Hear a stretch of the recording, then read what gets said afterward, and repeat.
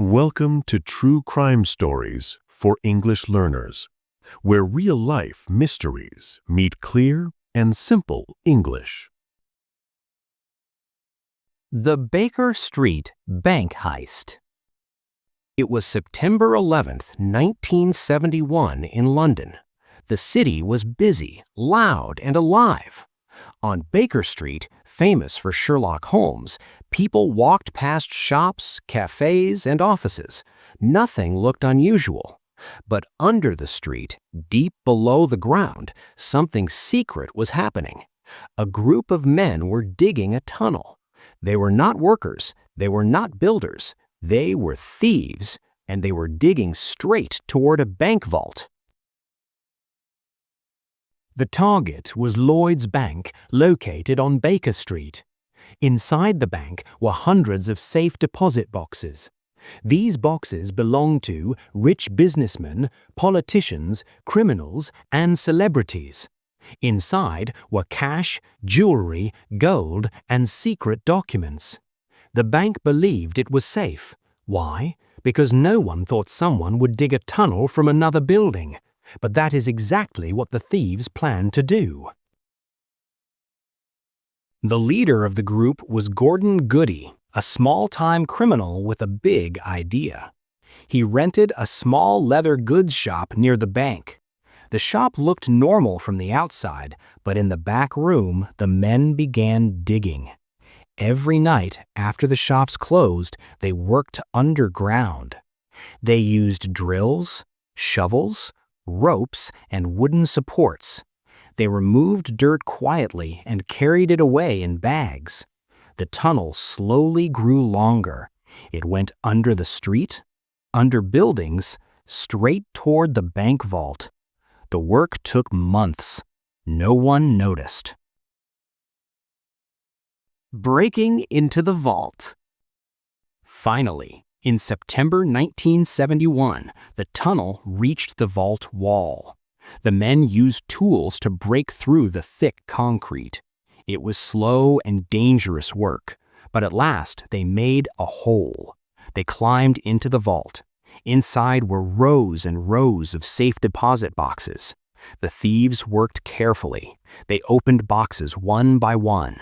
They took cash, gold, jewelry, watches. Some boxes were empty. Some were full. They avoided alarms. They avoided noise. The robbery was going perfectly.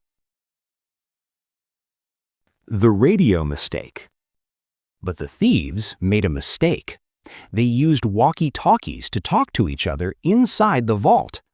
They didn't know that their radio signal could be heard by someone nearby. A man named Robert Rowlands, a radio hobbyist, was listening to police frequencies at home.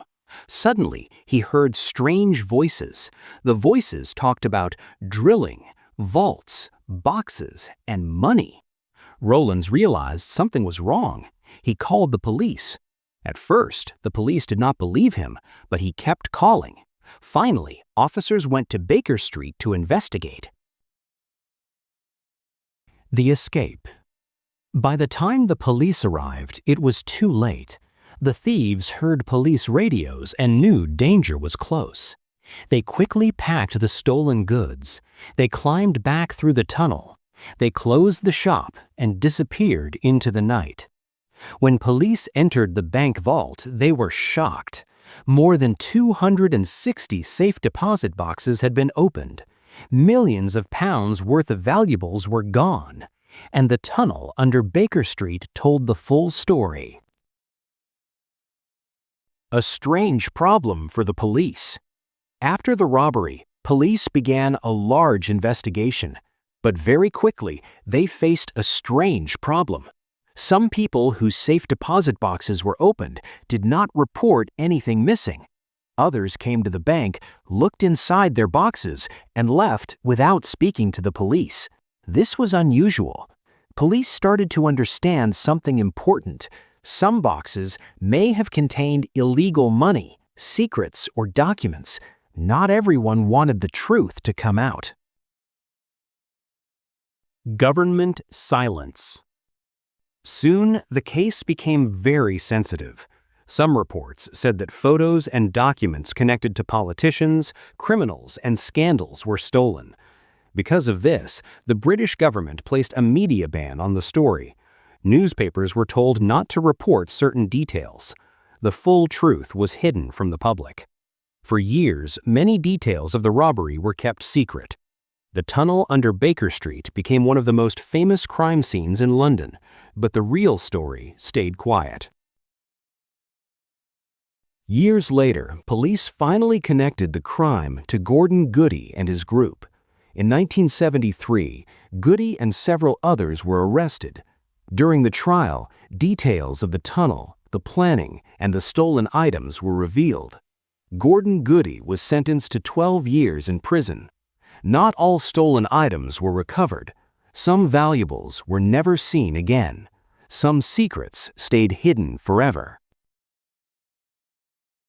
Today, Baker Street is busy and normal. People walk over the street every day. They shop, they work, they take photos near the Sherlock Holmes Museum. Most people do not know that deep below their feet, one of the most famous bank robberies in British history took place. A quiet tunnel, a silent vault, and a crime that showed how even the strongest banks can be broken from underground.